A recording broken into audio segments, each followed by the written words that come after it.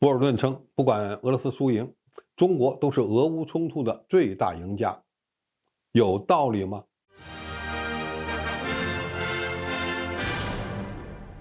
观众朋友，大家好，我是付强少。虽然中国不是乌克兰危机的涉事方，但是这场发生在欧洲的战争，又实实在在地影响到了中国的利益。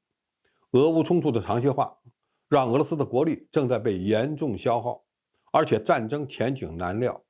对于一场可能会打很长时间的军事冲突而言，或者说对于一场双方都没有明显技术优势和战术优势的消耗战而言，恐怕连泽连斯基和普京都不知道战争的结果。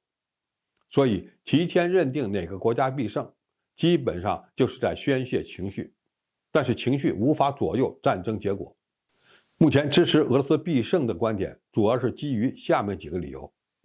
第一，如果俄罗斯军队失败了，北约就会推到中国家门口，所以俄罗斯必须获胜。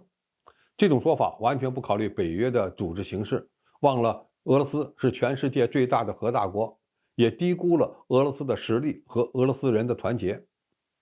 第二，俄罗斯军队打乌克兰就像大人打小孩，因此必胜。这是战争潜力决胜论。此观点明显低估了美西方军援乌克兰的决心和乌军的战斗意志。第三，认为俄罗斯必须获胜，否则在美国的打压下，中国未来会很难过。这种观点虽然有一定道理，但却是对中国自身实力的不自信。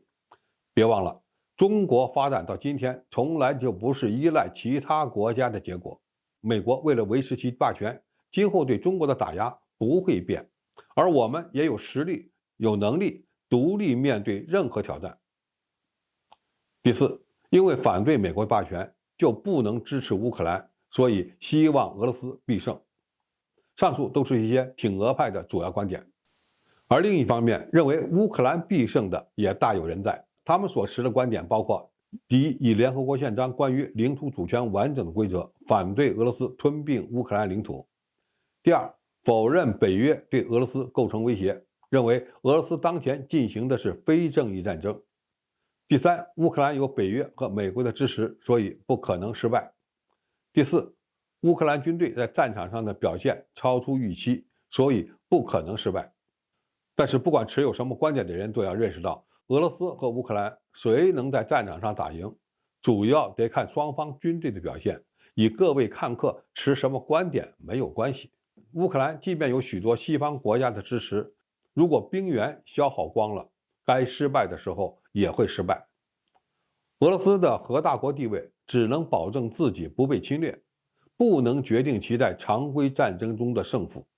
我们唯一要考虑的是战场胜负对中国的影响，因为俄乌双方谁都输不起，但是谁也无法保证自己不会输。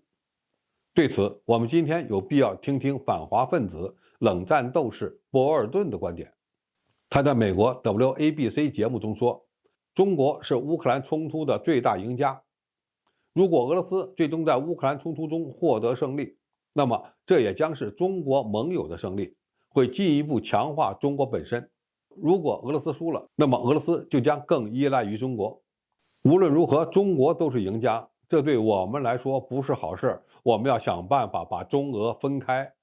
博尔顿虽然没有展开讲，但是很明显他是基于这几点做出的判断。第一，俄罗斯不管在乌克兰战场上的胜负如何，都不可能被侵略。俄罗斯虽然常规作战力量被严重削弱，但凭借强大的核武器，就让北约不敢下场。所以俄罗斯最差的结果，也就是失去对乌东几个地区的控制权。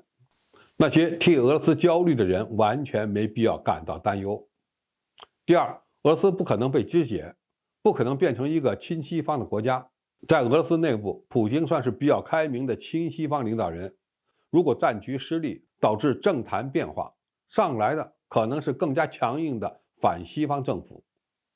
俄罗斯国内反西方的力量非常强大，也很难把发展方向再看向欧洲。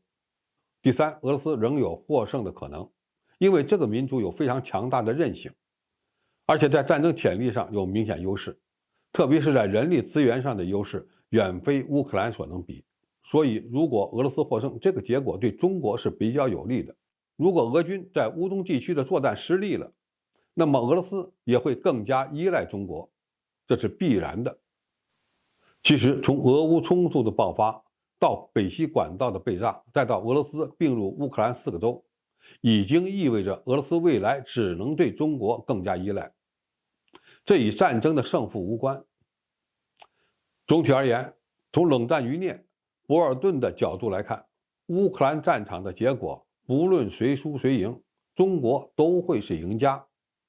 当然，这只是从冷战思维的角度看问题。